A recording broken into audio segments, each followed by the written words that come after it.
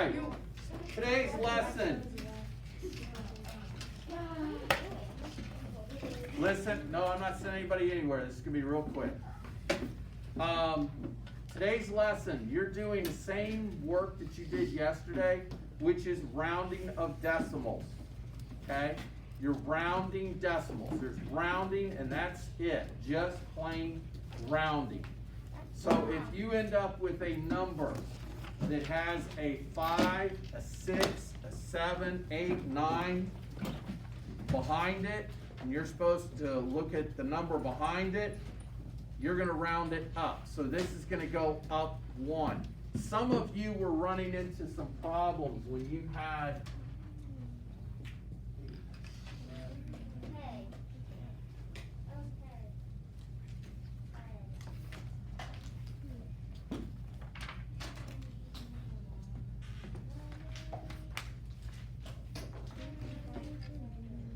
with this, when you were rounding to the nearest tenth, that's this digit here. There was one mistake that some of you were making. I need everyone's attention. Pencils down.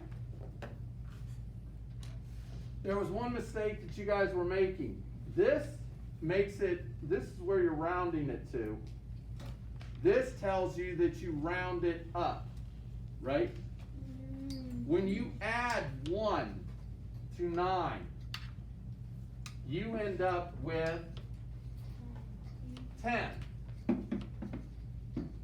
And the 0 is in the ones place. So you're going to have a 0 here. You're going to add 1, you're going to carry that over. Because this goes from 9 when you're adding from the 5. 5 tells you that you got to round up, right, Ryan? Okay, you with me? Because you're looking confused, and that's why. Huh? Yeah, I'm confused. When you're rounding this, okay, this 5 tells you to round up, correct? You have to round it up 1. When you round that 9 up 1, it becomes a 10, right? So you're going to have the 0 there. You're going to carry a 1 over. And so you're going to end up with 82.0. Okay? This is the one that is tricking you. And this is the one that I want you to watch out for. Graham, put your pencil down. Pay attention. This is the one that I want to go over with you so that you understand it. Okay? And it's just because you're going from a 9 to a 10. But you can't put a 10 here. You do by putting the 0 down and bringing the 1 over. So if I put a dollar sign in front of this, took off the 6,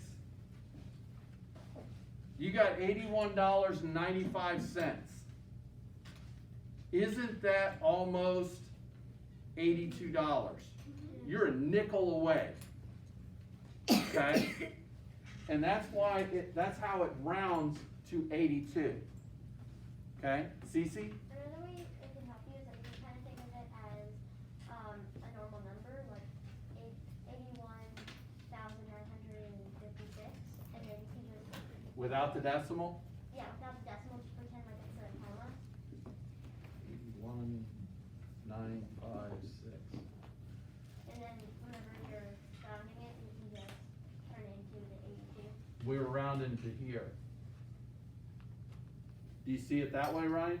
Does that help you? Okay? Because you're going to look at this one, and it's going to tell you to bring it up 1. This becomes a 0. This becomes a 0. This is now 10. Well, this is going to be a 0, and you carry the 1.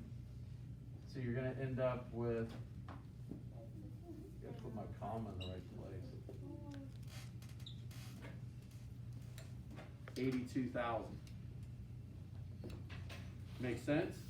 Okay? Luke. I have another way that can maybe help. Like, Okay? Your way, so pretend it's in dollars, so you have $81.95. Yes? And just pretend you got a nickel, which brings you right up to $82. Right. If the 9 is in the hundredth place, do you just round up the 10th place to? If the 9 is in the hundredths place, if this was a 9 also, Yeah, and then the 1000th place was your 5. so I'd have a 5 here, and a 9 here. But I'm still rounding to this, or am I rounding to this? The 100. Okay.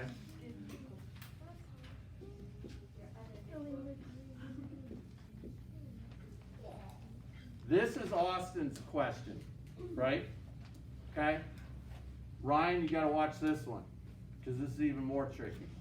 He's trying to be even trickier than Mr. Maine, okay? And he's topped me. When you have this, you gotta look back at the 5, and the 5 says you gotta round up, correct? So I round this up 1. And end up with a 0 where the 5 is. I end up with a 0 there, but I gotta carry 1 up. Put the pencils down. All of a sudden I got another 0 here, carrying the 1 up. Now I'm at 82.00. Okay? These are the ones, what the book does is the book will try and trick you. And you gotta be ahead of their tricks, okay? I could put up here,